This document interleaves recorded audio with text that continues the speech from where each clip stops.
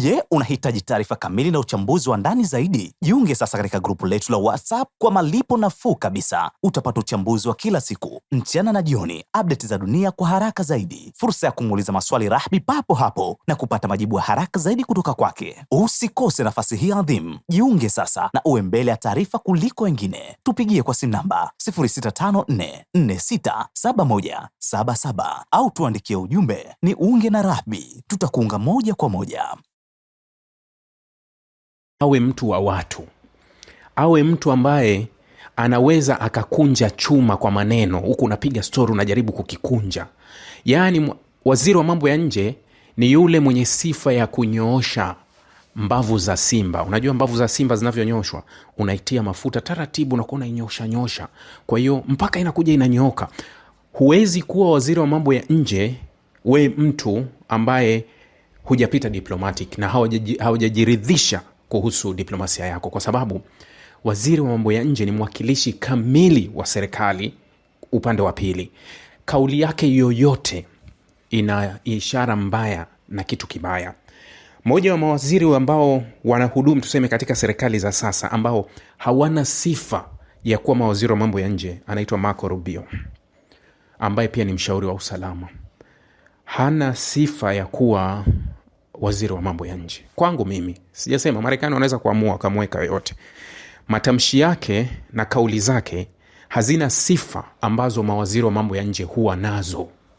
Waziri wa mambo ya nje atatoka, nilizungumza nikasema, unapokuwa yani mwanadiplomasia ni mtu ambaye kuwa anaambiwa kabisa ule ni moto unawaka pale, lakini unatakiwa ule moto usiunguze watu. Halafu unatakiwa uende pale ukauzime, na hali ya kuwa hauzimiki, lakini waziri wa mambo ya nje mwanadiplomasia atauzima moto kwa maneno. Yani anaweza kuzima ule moto na hali ikarudi kuwa sawa. Kwa hiyo kauli iliyotolewa na Badr al-Busaid, waziri wa mambo ya nje wa Omani, ni kauli ya kidiplomasia. Ni kauli ambayo kama ilitolewa na Abbas Araghchi mazungumzo yaliyopita ya tarehe 17, ilikuwa ni kauli ya diplomasia, niliwaambia. Sasa leo ameonyesha kuwa iko hivyo, lakini kuna yapo ambayo waliyazungumza katika raundi ya kwanza, kwa sababu hii raundi ya pili nadhani tunaweza tukaja tukayazungumza kesho inshallah tukijaliwa uhai, kwa sababu hawajatoka kutuambia. Na tabia ya Donald Trump unaijua, hata aliyowatuma pale, unamjua Trump hawezi kuruhusu mtu aseme lolote. Wanaweza wakatoka pale kina Jared na mwenzake Steve, wakatoka wasiseme lolote, wakazungumza tu mazungumzo yalikuwa mazuri kwa sababu wale ni wanadiplomasia. Halafu baadaye wakampelekea Trump cha kumwambia. Kwa hiyo tunaweza tukapitia kwenye mtandao wa Truth wa Donald Trump au kwenye Twitter au kokote, ndio tukapata majibu. Halafu tutachokuja kuambiwa na Abbas Araghchi kitakuwa diplomatic pia, itakuwa ni habari za kidiplomasia. Usitegemee kuwa kuna jambo ambalo Abbas Araghchi atakuja kuzungumza hapo litakuwa tofauti na haya ambayo yanaendelea kujadiliwa sasa. Kuna yapo walijadiliana awali. Mojawapo lilikuwa Marekani aliweka pendekezo la kuwa Irani wanatakiwa wafunge program yao ya nyuklia. Haya ni maombi ya Israeli kwa muda mrefu. Funga program ya nyuklia kamili. Irani wakamwambia haliwezekani na halitotokea. Hatuwezi kufunga program ya nyuklia, ifungwe kama ilivyofungwa ya Libya, kama ilivyofungwa ya Syria. Program ya nyuklia ilifungwa ya Libya, Israeli akaenda akashambulia. Program ya nyuklia ya Iraki ilifungwa kwa pressure hizi kuwa lazima wafunge. Unajua kuna wakati unakosa neno la kuongea, yani uweke komenti gani ya kuongea, kuwa anayeamua kuipanga dunia nani, isimame wapi, impe nani kitu gani.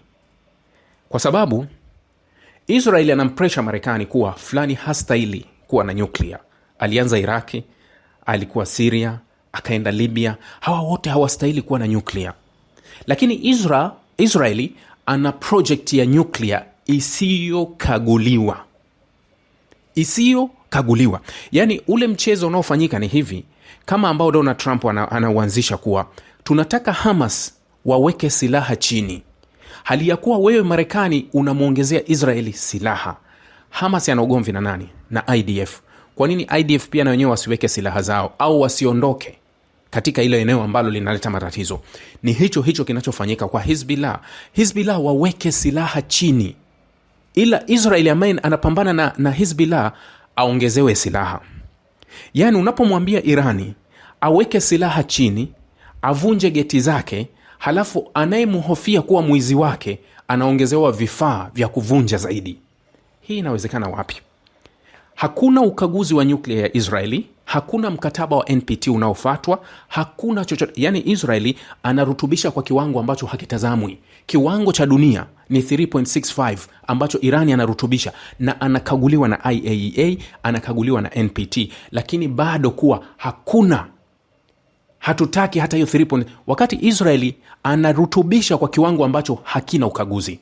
Yani anaweza karutubisha anavyotaka, iwe kwa 60%, iwe kwa asilimia ngapi, yeye anavyotaka. Lakini upande wa pili, huyu hatakiwi kuwa nao. Sasa Irani wamepewa proposal ya kuwa ni lazima mfunge program yenu ya nyuklia. Irani wamesema hilo haliwezekani. Jambo la pili, wametaka ile urani ambayo imerutubishwa iwe abroad, ipelekwe nchi ya tatu. Hivi mnaelewa hiki kitu? Mimi na nyie tumeanza kuzungumza lini haya mambo? Toka mwaka jana kwenye yale mazungumzo. Hizi story this story, yani ilikuwa ni haya stories hizi zinakuja, nipe hiki nitakupa. Hamna jambo jipya hata moja lilokuja kwenye hili. Sasa Irani walichosema, na nimeona imeandikwa kwenye gazeti la Haaretz la Israeli kuwa na Reuters wameandika, inasema kuwa Irani wamekubaliana na usitishaji wa urutubishaji. Elewa, wamekubaliana na usitishaji wa urutubishaji kwa kipindi, alafu kwa kubadilishana na vikwazo, ila wamegoma kufunga program. Nimeongea vitu vitatu.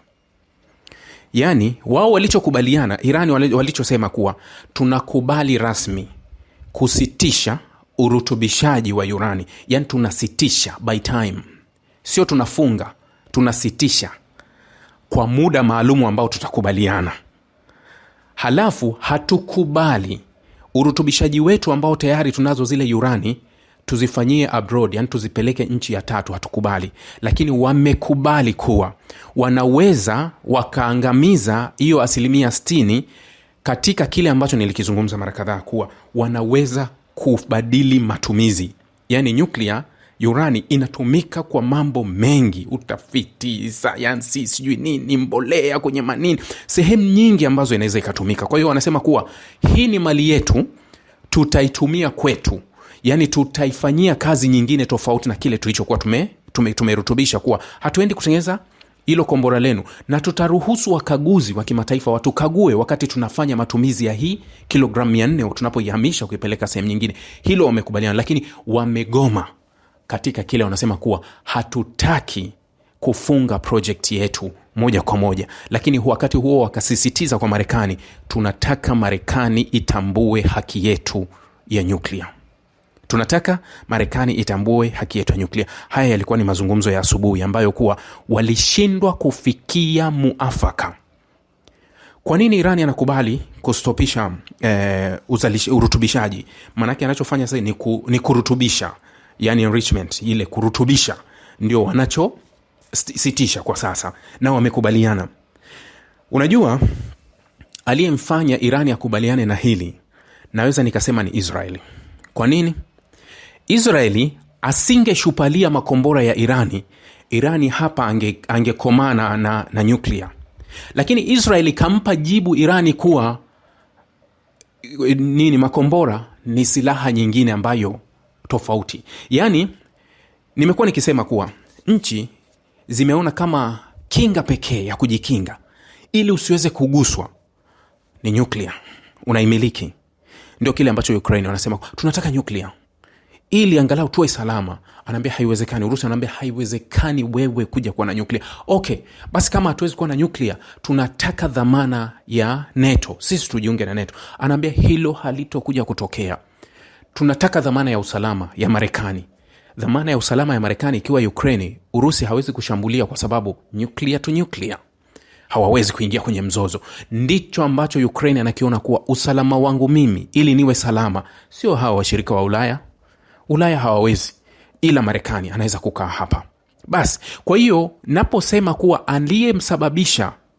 aliyesababisha Irani akubaliane na usitishaji wa urutubishaji wa nyuklia ni Israeli licha ya kuandika kwenye vyombo vya habari sana kuwa makombora ya Irani tuliyapangua kwa 99.9%. Ndio walichokuwa nakisema. 99.9%. Hivi kama umepangua 99.9%, kwa nini unakiofia hicho kitu? Na leo unakifanya kama mada. Yani kuwa lazima tujadili hili. Manake ulikuwa unatudanganya. Yani kitu ambacho unaweza kukidhibiti, kwa nini kimekuwa ndio unataka hasa kijadiliwe? Kwa hiyo Israeli mwenyewe alimpa majibu Irani kuwa makombora ni hatari. Sasa wakati Irani alipoona kuwa ili niwe salama ni lazima niwe na nyuklia, wao wamempa mbadala na wakamthibitishia tu kuwa wewe unawaza nyuklia, hayo makombora ulionao ni hatari kwetu. Kwa hiyo Irani kaisha pigia mstari tulikuwa tuna shida ya kuwa na nyuklia kwa ajili ya usalama, lakini tumegundua kuwa makombora ni usalama pia. Umeelewa? Makombora ni usalama pia. Ndio maana wanakuambia hatutojadili uwezo wetu wa makombora, kwa sababu haya tumeyatengeneza special kwa ajili ya usalama wetu wa kujilinda sisi. Sasa Israeli anamwambia Irani kuwa lazima tujadili makombora. Wanamwambia hatutojadili makombora. Yani Marekani hatutojadili. Sasa mazungumzo ya leo hayajaenda na mada yoyote. Ukiangalia vyombo vya habari mfano vya Marekani, au nikuambie tu kuwa unajua haya ni mazungumzo ya Marekani na Irani. Kwa hiyo ndani ya Marekani Trump, unajua kuna wakati mtu unajipeleka kwenye bracket, yani unajipeleka kwenye engo mwenyewe halafu unashindwa kutoka. Mfano, Trump yeye kwa kauli zake kaisha waaminisha wa Marekani kuwa tuko kwenye tishio la Iran. Kwa hiyo kama umewaaminisha wa Marekani kuwa tupo kwenye tishio la Irani, unatakiwa uwapelekee makubaliano ambayo yanajibu kile uliwatisha. Umewambia tupo kwenye tishio, Irani ana project ambayo inataka kutengeneza makombora ya kutufikia. Na muona mzayuni Marco Rubio amekazania sana hapo kuwa wanatengeneza makombora ambayo yanaweza kufikia kambi zetu zote zilizopo Mashariki ya Kati. Hivi unajiuliza mara tatu, kwani Irani kijiografia iko wapi? Iko Mashariki ya Kati. Marekani kijiografia iko wapi? Iko kule Amerika. Kilomita ngapi kutoka Mashariki ya Kati? 12,000 mpaka 11,000. Hivi nani kamfuata mwenzake? Nani ni mchokozi kusema kuwa anatutishia? Nani anayetishia mwenzake? Kwa sababu nani katoka kwake? Wapi ambapo Irani wameenda kuweka kambi kwenye nchi ya Marekani kusema kuwa wanaitisha Marekani? Lakini Marekani ndio kaja Mashariki ya Kati, tena kasogea kilomita 500 mpaka 700. Yupo karibu kabisa kwenye pwani ya Omani, yuko Kuwaiti, yuko Iraki, yuko Azerbaijani, yuko sijui Afghanistani, yuko Pakistan. Kamzunguka Irani. Nani mchokozi? Nani anayemtisha mwenzake? Sasa Marco Rubio anasema kuwa tayari tunajua wanatengeneza sasa hivi wana makombora yanayofika Ulaya kote. Nchi gani ya Ulaya ambayo iko kwenye threat ya Irani? Yani nchi ya Ulaya ambayo kwa Irani ametishia kuwa wewe tutakushambulia. Au ni ile double standard tu ya kuwa kwa nini ana Sasa hayo ndio ambao unaweza kuyaona. Sasa Trump kaisha watishia wa Marekani kuwa Irani ni threat kwetu. Kwa hiyo kauli ikitoka mfano ya Abbas Araghchi atasema kuwa tumefanya mazungumzo chanya kabisa na tumeelekea vizuri. Sio jibu ambalo Washington wanalitaka. Sio jibu ambalo wa Marekani wanalitaka. Jibu wanalolitaka wa Marekani, kwa sababu Trump mwenyewe kajiweka kwenye mabano alipowaambia kuwa makubaliano yalikuwa ni mabovu sana ya Barack Obama. Kwa hiyo ili kuthibitisha kile alikuwa anakisema, anatakiwa aje na makubaliano bora ambayo wa Marekani wapime kuwa haya sasa ndio makubaliano. Tayari umewaambia kuwa ana mpango kutengeneza makombora yatakaofika Marekani. Maana yake kwenye makubaliano yajayo tuletee kuwa ile project ya kutengeneza makombora imeishia wapi? Irani kasemaje? Mmeangamiza hayo makombora yao au imekuwaje? Mmefanya nini? Kulikuwa kuna interview moja alifanya Steve Witkoff anasema uwezo wa makombora wa Irani, yani uwezo wa nyuklia wa Irani haukuwa umeangamizwa. Kauli ambayo inashindana na bosi wake Donald Trump ambaye anasema kuwa tumeangamiza kila kitu. Halafu unamsikia Marco Rubio anasema kuwa tulikuwa tumeangamiza kila kitu isipokuwa hivi sasa wameanza sasa kujipanga upya kurutubisha. Taarifa ya IAEA inasema no, Irani hawajaanza urutubishaji. Unamwamini nani? Yani kila mmoja anazungumza la kwake. So kule Washington ambao wao ndio wapo kwenye mazungumzo, na kile ambacho Trump amewalisha watu wa Marekani wanasubiri kitu tofauti kabisa na kingine, kitu tofauti. Sasa nimeona taarifa fulani ambayo inazunguka kwenye vyombo vya habari jioni hii kuwa kutoka White House na Reuters wameandika, na gazeti la Harris la Israel limeandika kuwa wakimnukuu afisa mmoja wa usalama wa Pentagon kuwa Marekani na Israeli wanategeana kuanzisha mashambulizi. Marekani anamwambia Israeli anzisha wewe, Israeli anamwambia Marekani anzisha wewe. Yani kila mmoja hataki kuwa wa kwanza kuanzisha, anamwambia anzisha wewe mashambulizi, katika taarifa ambayo iliandikwa. Lakini ukisoma juzi vyombo vya habari vya Israel viliandika kuwa Marekani huenda ikaanzisha mashambulizi kwa Irani kwa siku 4 peke yake. Iliandikwa na vyombo vya ndani vya Israeli, na niliona kuwa Marekani itaanzisha mashambulizi kwa Irani kwa siku 4 peke yake, halafu baadaye ndio Israeli watakuja kuingilia. Siku nilipowapa taarifa ya Israeli kuionya Hezbollah kuwa wasije kuingilia, ndio siku hiyo vyombo vya habari vya Israeli viliandika kuwa Marekani itaanzisha mashambulizi kwa siku 4 mfululizo yenyewe bila Israeli, baadaye Israeli itaingilia kati. Lakini siku hiyo hiyo jibu likatoka upande wa pili wa Irani, wakasema kuwa haijalishi haijalishi mashambulizi yatatokea wapi, yani mashambulizi yatapotokea popote kwenye njia yoyote, sisi majibu yetu hayawezi kuikwepa Israeli. Yani hata kama Marekani ataanzisha siku 4 peke yake, sisi katika majibu yetu lazima tupige Israeli.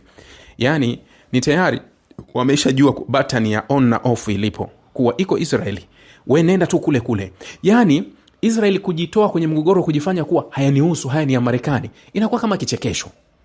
Yani unampumbaza nani? Yani kuwa eti we hausiki na hili. Sasa jamani, haya mazungumzo hayako wazi na ni mazungumzo magumu sana. Sioni kupatikana suluhu ya pande zote mbili.